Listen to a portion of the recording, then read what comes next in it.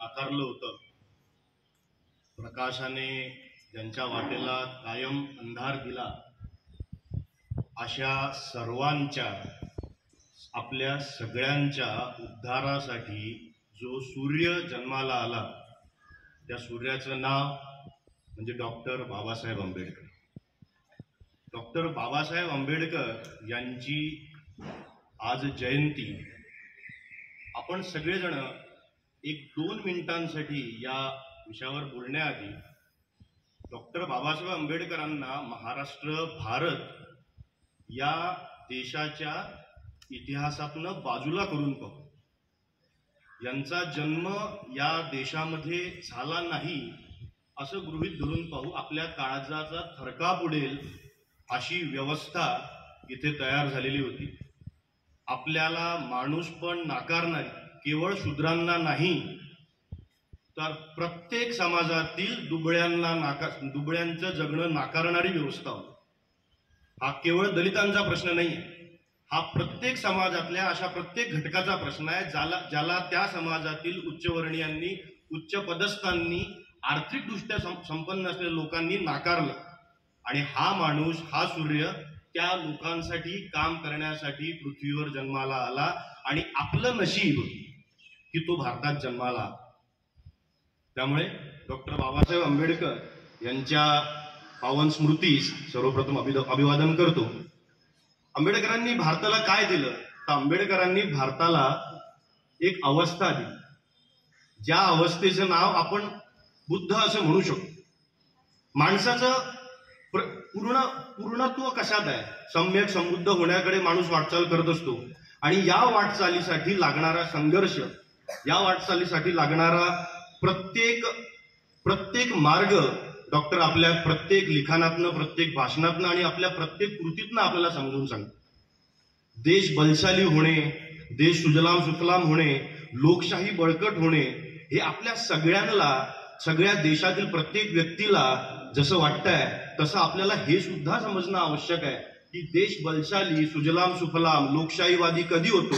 जेव्हा त्या देशातला सगळ्यात शेवटचा घटक बलवान, जेव्हा त्या देशातल्या प्रत्येक अन्याय सहन करणाऱ्याच्या बोलण्याला वाचा होती, जेव्हा दुर्बलांचं ऐकल्या जातं, जेव्हा कमी असलेल्या लोकांचं मत ग्राह्य धरल्या जातं. आणि हाच मार्ग आपल्याला डॉक्टर दाखवतात. सूर्याच्या रथाला 7 घोडे आहे असं म्हणतात. सूर्याचा रथ आहे आणि त्याला 7 घोडे आहे आणि त्याला 6 बळकट घोडे आहे, एकदम पळणारे घोडे. सूर्याचा रथ आहे. सूर्याच्या रथाचे 6 घोडे खूप जोरात उधळतात. एक घोडा आहे जो अपंग आहे, जो अधू आहे. पण सूर्याची गती हा तो एक घोडा ठरतो. याच्यासाठी एक सूरज का 7वा घोडा नावाची एक कथा होती. त्या कथेमध्ये फार सुंदर एक वाक्य होतं, the weakest and the lamest in the society will decide the pace of the society. समाज जीवनामध्ये जे सर्वात मागे आहे ते समाज जीवनाची गती ठरवत असतात. मागे वळून पाहण्याचं काम, मागे वळून पाहायला लावण्याचं काम डॉक्टरांनी आयुष्यभर केलं. आपल्या सगळ्यांपर्यंत आज ते झिरपत आलं. त्यामुळे प्रत्येक मानवतावादी, प्रत्येक असा व्यक्ती ज्याला लोकशाहीवर, ज्याला मानवतेवर, ज्याला समतेवर, ज्याला न्यायावर विश्वास आहे, हा प्रत्येक मनुष्य आंबेडकरवादी आहे. आपल्यापैकी आपल्या जिवंत असण्याचं सगळ्यात चांगलं लक्षण कोणतं आहे की आपल्यापैकी जे जगात सगळ्यात मोठ्या मोठ्या महान चळवळी झाल्या, या सगळ्या चळवळींच्या वेळेस आपण जिवंत असायला हवं होतं असं आपल्याला कधी कधी त्यांच्याबद्दल वाचताना वाटतं. कोणालाही वाटू शकेल. चांगलं फ्रेंच राज्यक्रांतीचं आपण वाचायला लागले की आपल्याला असं वाटतं त्या काळात मी असायला हवं होतं, त्या काळात आपल्याकडूनही काहीतरी झालं असतं. आपण फुलेंचा स्त्रियांविषयीचा शिक्षणाचा अधिकार वाचताना, त्यांचं कार्य वाचताना असं वाटतं की आपण तिथे कुठेतरी असायला हवं होतं. चले जाव चळवळीच्या वेळेस जेव्हा अखंड भारत सगळं पेटून उठला होता, आपण इतिहासाच्या पुस्तकामध्ये आपण सगळं वाचताना आपल्याला असं वाटतं की आपण तिथे उपस्थित असायला हवं होतं. तसं आंबेडकरांच्या संपूर्ण संघर्षामध्ये आपल्या सगळ्यांना हा मनात अगदी विचार जरी केला तरी अंगावर काटे उभे राहतील इतका तो संघर्षाने भारलेला आणि एका वेगळ्या स्तरावर मानवतेचा लढा देणारा काळ. जगात जिथे जिथे मानवतेचा लढा सुरू आहे तिथे तिथे आंबेडकर आहे. जगात जिथे जिथे कुणावर अन्याय होतोय त्या अन्यायाला वाचा फोडण्यासाठी आंबेडकर आहे. आपल्या अर्जेंटिना सारखा देश आहे जिथे आंबेडकरांवर एक कोर्स सुरू होतो. लंडन स्कूल ऑफ इकॉनॉमिक्स नावाची जगातली सर्वात मोठी संस्था आहे जिथे आंबेडकरांवर एक कोर्स सुरू होतो. का बरं? त्यांच्याकडे त्यांचा कोर्स तयार करणारे लोक नाही आहे का? नाहीये त्यांच्याकडे तितके चांगले लोक. त्यांच्याकडे असे लोक नाहीये की ज्यांनी आपल्या संघर्षातनं, आपल्या जगण्यातनं एक कृतीशीलता आपल्या सगळ्यांसमोर मांडून दिली. आपल्या सगळ्यांना या सगळ्यांमध्ये मी आज थोडासा विद्यार्थ्यांसाठीच थोडासा याविषयी बोलणार आहे. आंबेडकरांनी लंडनला जेव्हा शिक्षण घेतलं, तिथनं परतताना आपण कोणी जर का होपफुली तुम्ही सगळेजण बरेचदा परदेश प्रवास कराल, आपण तिकडे आणताना आपल्या आसपासचे लोक आणताना काय आणतो? तिथली एखादी वस्तू आठवणीने आणतो. सगळे चरित्रकार आंबेडकरांचे जे आहेत ते व्यवस्थितपणे असं मांडतात की आंबेडकर जेव्हा परतले तेव्हा 8 ट्रंक पुस्तकं आणली होती.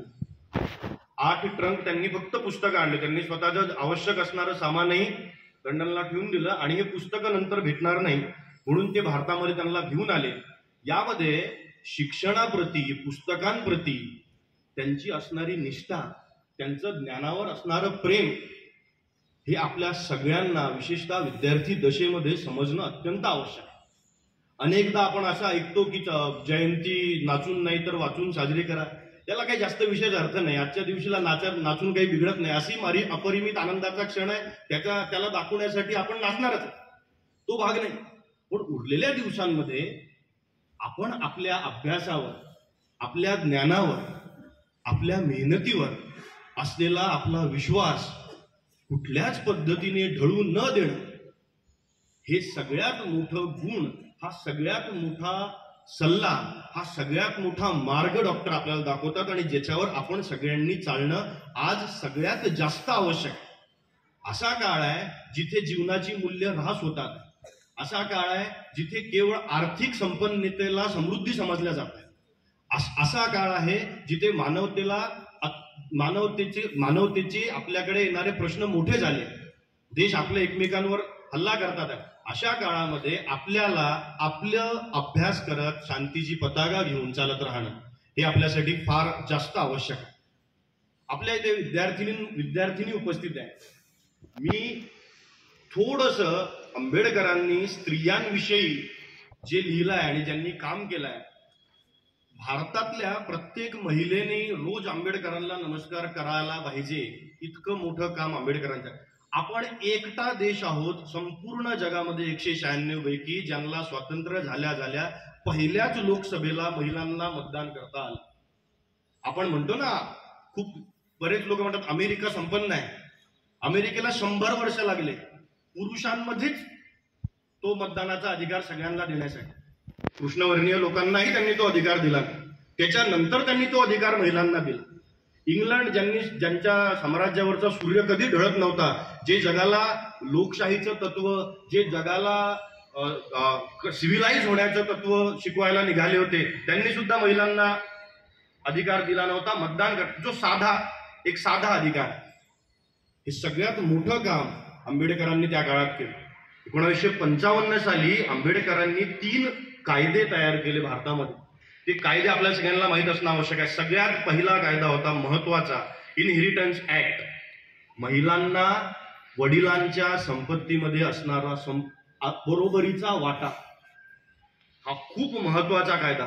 ज्या आपल्या देशामध्ये आपण सगळेजण एक परिस्थिती पाहतो ज्यांना महिलांना समान अधिकार नाही. आपण सगळ्यांनी आपल्या घरांमध्ये सुद्धा पाहिलं असेल की जर का दोघं पुरुष आणि महिला दोघं सोबत बाहेरून थकून भागून आले असतील तर घरातल्या पुरुषाला पाणी आणून देण्याची जबाबदारी महिलेचीच आहे. जे लोक पाणी हाताने घ्यायला तयार नाही ते संपत्ती वाटण्यास तयार होण्याची शक्यता 0 होती. 1955 साली भांडून 51 पासून नेहरूंची भांडत होते, त्यासाठी राजीनामा दिला ना डॉक्टरांनी. केवळ कशासाठी? तर या ऍक्टसाठी, इनहेरिटन्स ऍक्ट आणि 1955चा अस्पृश्यता सुधारणा कायदा. या 2 कायद्यांसाठी राजीनामा दिला. 55ला नेहरू परत निवडून आले. 55च्या त्या निवडणुकीच्या नंतर पहिला फोन आंबेडकरांनी याच्यासाठी केला, अभिनंदनाच्या नंतर पहिले कायदा आवश्यक.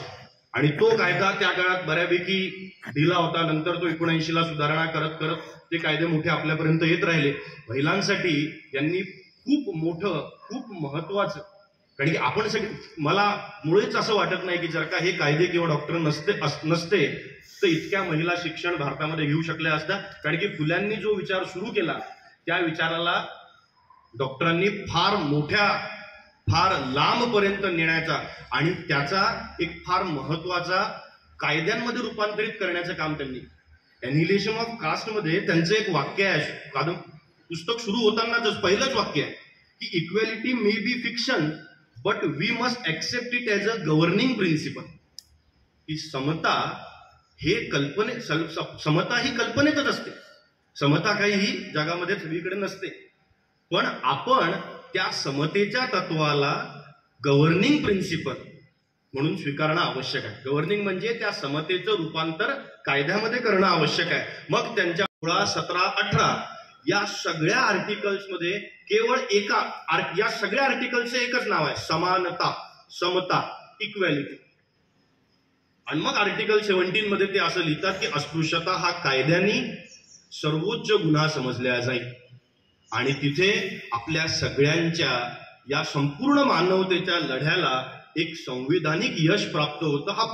ही फार महत्वाची घटना आहे. आपल्या छोट्या छोट्या डोळ्यांमध्ये कदाचित तो इतिहास मावणार नाही आणि तो काळ आपल्याला समजणार नाही, पण आपण ह्या काळाची पानं जर का उलटली तर ही काळाची पानं चांगली नाहीत. इतिहास आपला खूप चांगला नाहीये. आपण इतिहासामध्ये आपण त्याचं गौरवगान करणं, आपण त्याच्याबद्दल अस्मिता बाळगणं हे बरोबर आहे, तो भाग नाही. पण हा काय खूप चांगला आणि माणसाला माणूस म्हणणारा इतिहास नाही राहिला. यांनी खूप त्रास झाला, अनेक सजीवांना, अनेक माणसांना इथे खूप त्रास झालाय. आणि हा त्रास दूर करण्याचं एक मोठं काम डॉक्टरांनी आपल्या सगळ्या संपूर्ण जीवनामध्ये केलं. या सगळ्या घटनांमध्ये मला डॉक्टरांना पाहिलं किंवा एखाद्या बुलडोजरला जेव्हा पाहिलं की नाही तेव्हा आंबेडकरांची खूप कुठलाही बुलडोजर असेल, जसा तो चालत असताना सगळं समान होऊन जातं, सगळं समान, तसा हा समतेचा जिंदाबाद बुलडोजर आहे. जसा जसा तो समोर जात गेला सगळ्या रेषा त्यांनी एकत्र केल्या, सगळ्यांना एका रांगेत उभं केलं. कोणी मोठं नाही, कोणी लहान सुद्धा नाही. एक वेळ मोठं स्वीकारायला तयार आहे पण लहान स्वीकारायला तयार नाही. कोणीही लहान नाही, सगळ्यांना सारखा अधिकार आहे.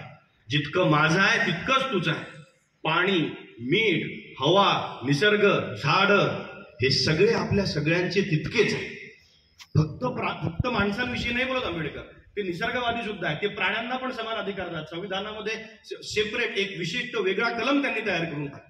वन्यजीव कायदा तयार केला पहिला आणि त्याच्यामध्ये सांगितलं की जितका तुमचा अधिकार, जसा शहरांवर तुमचा अधिकार तसा प्राण्यांच्या जंगलावर अधिकार, त्याला उगाच तोडता येणार. 1955, 1950 या काळात हा माणूस लिहून जातो. आणि आज आपल्यामध्ये आहे, जर का आपण विचार केला गेला तर 42 ग्रंथ पूर्णपणे लिखित स्वरूपात उपलब्ध आहे.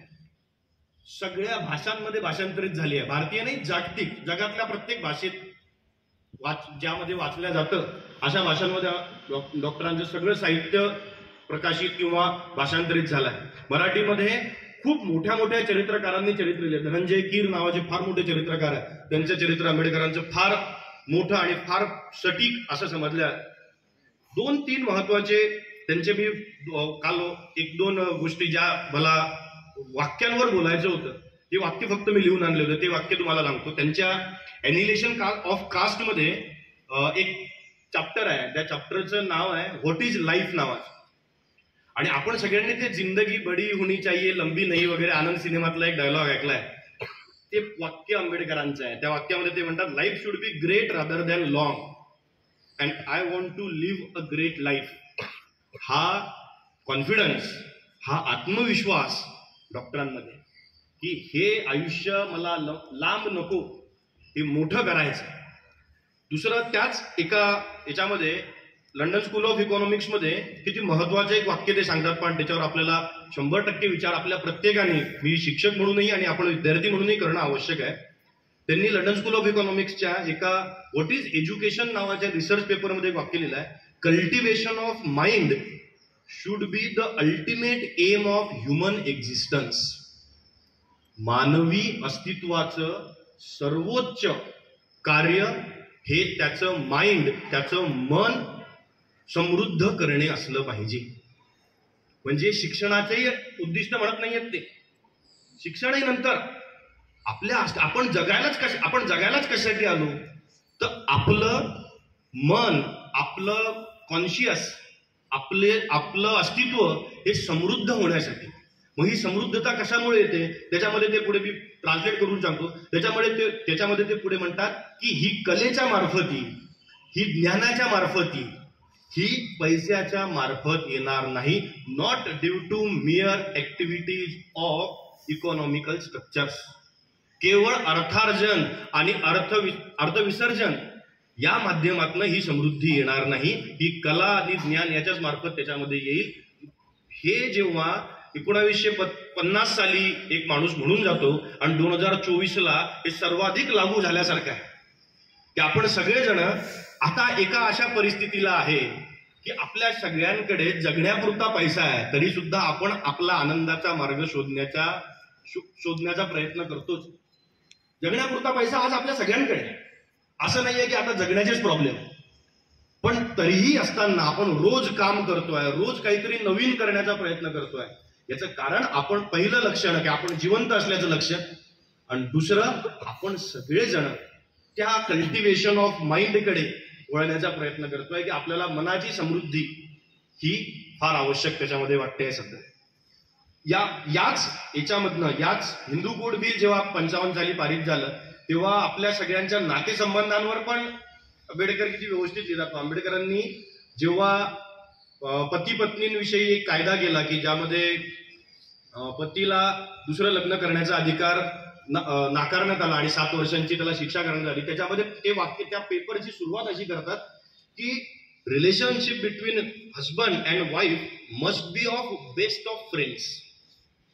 हे आज आपल्याला वाचायला ऐकायला फार सोपं वाटतं, पण हे 1955 साली लिहिलेलं आहे, तेव्हा स्त्रियांना अधिकारही समान नव्हते. अशा काळात हा व्यक्ती 2 विरुद्ध लिंगी लोकांना बेस्ट फ्रेंड्स म्हणण्याचा प्रयत्न करतोय आणि त्याच्यानुसारच तो जितकं लिहिल्या गेलं तितकं सगळं आज जसंच्या तसं लागू पडलं. संविधान इतकी मोठी गोष्ट आहे की संविधान त्यांच्यासाठी पण काम करतं ज्यांचा त्याच्यावर विश्वास नाहीये. अफजल गुरु सारखा माणूस आहे, कसाब सारखा माणूस आहे, याला सुद्धा आपण वकील दिलाच की नाही? त्यांचा विश्वास नव्हता, ते तर संविधान डिस्ट्रॉय करायला आले होते, ते तर देशावर हल्ला करायला आले होते. पण याची मोठेपण हेच आहे, कोणासाठी काय याच्यावर तर आपण दिवसभर बोलू शकू, तुम्ही दिवसभर ऐकू, पण संविधानाचं सगळ्यात मोठं काम काय तर ते त्यांच्यासाठी पण काम करतं ज्याचा त्याच्यावर मुळीच विश्वास नाही, त्याच्यासाठी पण ते आहे. आणि त्याच्यासाठी पण त्याला सर्वोच्च अधिकार दिलेले आहे, समान अधिकार दिले आहे, सगळ्यांना सारखे अधिकार दिले. म्हणून आपण सगळ्यांनी या महामानवाला डॉक्टर बाबासाहेब आंबेडकरांना अभिवादन करावं.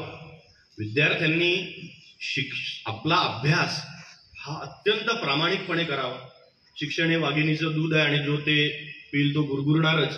हे जे वाघिणीचं दूध आहे, शिक्षण, ज्ञान, याच्याशिवाय दुसरा मार्ग या जगामध्ये मांडण्याचा नाही आहे. कारण की त्यांच्या आपण बोलायचं ठरलं तर त्यांच्या मागण्या ज्या होत्या त्या अगदी सहजपणे मान्य नाही झाल्या. आंबेडकरही जेव्हा काहीतरी मागायचे सरकारकडे असेल किंवा एखादी चळवळ सुरू करायची, त्या सहजासहजी सगळं सुरू नाही झालं. पण मुद्दा कसा, ज्याच्या 2 इकॉनॉमिक्समध्ये PhD आहे, ज्याची 1 लॉमध्ये PhD आहे, ज्याच्याकडे इतक्या डिग्रीज आहे, इतक्या विद्वान माणसाच्या प्रश्नाला उत्तर द्यावंच लागेल. त्याला तुम्ही शिवी देऊन नाकारू शकत नाही, त्याला तुम्ही बाजूला करू शकत नाही, त्याला तुम्ही नंतर उद्या येऊन सांगतो असं म्हणू शकत नाही. त्याला उत्तर द्यावंच लागेल, कारण की तो अभ्यासाने बोलतोय, तो विचारपूर्वक बोलतोय. मग अशा तुमचं म्हणणं कधी स्वीकारलं जाईल, तुमच्या बोलण्याला अर्थ कधी असेल, जेव्हा तुमच्याकडे त्याचं ज्ञान असेल. ते ज्ञान आपल्याला मिळवणं आवश्यक आहे. ते ज्ञान आपल्याला पुस्तकांच्या मार्फत मिळेल, ते ज्ञान आपल्याला दुसऱ्या कोणत्या माध्यमातून मिळणार नाही. व्हॉट्सॲप, फेसबुक, इंस्टाग्राम, स्नॅपचॅट हे ज्ञान मिळवण्याचे मार्ग नाही, ते करमणुकीचे मार्ग. त्यांच्यामधनं शिक्षण मिळणार. शिक्षण मिळण्यासाठी आपल्याकडे वाचनालय आहे, शिक्षण मिळण्यासाठी आपल्याकडे पुस्तक आहे, शिक्षण मिळण्यासाठी आपल्याकडे एक जुनी गुरु शिष्य परंपरा आहे. त्या परंपरेचा आपल्याला सगळ्यांना भाग होणं आवश्यक आहे आणि त्याच्यामध्ये आपण अभ्यास करणं आवश्यक आहे. 50 वर्ष रोज दिवसातील 14 तास अभ्यास केलेला माणूस आपण महिन्याभरात 14 तास करत असू कदाचित. आपण याचा अर्धा अभ्यास जरी करू शकलो आणि अर्धा माणूस जरी त्यांच्या एवढा होता आला अर्धा 1/4 माणूस आपल्यामध्ये आला, थोडी जरी मानवता रुजली तर आपल्या सगळ्यांचं जगणं सोपं होण्यासारखं आहे. सगळ्यांना आपल्याला कसं आहे, आपण 2-4 दिवसांमध्ये विद्यार्थ्यांसाठी सांगतो, आपण कोणीतरी काहीतरी सांगितलं की आपण सगळेजण सिरियस होतो, पण सिन्सिअर काही व्हायला तयार नाही. सिरियस चेहरे वगैरे सिरियस करून पाहतात आपल्याकडे, पण सिन्सिअर काय होत नाही. त्यातलं साधं सिन्सिअरिटी महत्वाची, सिरियस नसला तरी चालतं. तुझ्या सिरियसनेसचं मला काय करायचं, मी फार लक्ष देऊन ऐकू राहिलो सरांचं, पण अभ्यास नाही करणार आहे, याला काही अर्थ नाही. तू माझा ऐकू नको पण अभ्यास कर. सिन्सिअरिटी जास्त महत्वाची. ही सिन्सिअरिटी याची एक सवय लागेल. या सवयीचं रूपांतर आपल्या अभ्यासात होईल, अभ्यासाचं रूपांतर मार्कांमध्ये होईल. या मार्कांचं हे मार्क कोणासाठी महत्वाचे, तर आपल्या कुटुंबासाठी महत्वाचे. कारण की आपण ती धुरा समोर खांद्यावर घेऊन चाललेलो, आणि ते आपलं कुटुंब चांगलं झालं की आपल्या आसपासचे कुटुंब चांगले होतात. हळूहळू सगळा संपूर्ण समाज उभा राहतो. हे काय असं सहजच मी आज सकाळी उठलो आणि समाज बदलून टाकतो संध्याकाळपर्यंत आणि संध्याकाळी वापस येतो जेवायला, असं नाही चालत, असं नाही होऊ शकत. यासाठी अनेक वर्षांचा परिश्रम, अनेक वर्षांची मेहनत आपल्या सगळ्यांना विद्यार्थी दशेपासून करणं आवश्यक आहे. अभ्यास करायला उशीर झालेला आहे असं रोज स्वतःला सांगायला पाहिजे. अभ्यास करायला उशीर झाले, मग उशीर झालाय तर कधी करणं आवश्यक आहे, आत्ता तो करणं आवश्यक आहे. अशी एक तुमच्या सगळ्यांना एक सल्लावजा विनंती करतो की आपण सगळ्यांनी डॉक्टरांना श्रद्धांजली द्यायची, आदरांजली द्यायची, त्यांचं नाव लावायचं, आपल्या स्वतःला आंबेडकरवादी म्हणून घ्यायचं. हे सगळं कधी खरं आहे, जेव्हा आपण आपल्या उरलेल्या दिवसांमध्ये रोज 12 नसेल 10 नसेल 5, 4, 2, 2.25, 3 तास तरी आपल्या सगळ्यांचा विद्यार्थी दशेमध्ये अभ्यास होणं आवश्यक आहे. नाहीतर आपल्याला दुसरा मार्ग कुणाकडेच कुठलाच नाही, कुणाकडेच दुसरा मार्ग कधीही नव्हता अभ्यासाशिवाय. आणि डॉक्टर सांगते सगळ्या चरित्रामध्ये आपल्याला हेच सांगण्याचा प्रयत्न करतो. एवढे बोलून मी माझे जे 2 शब्द संपवतो. धन्यवाद.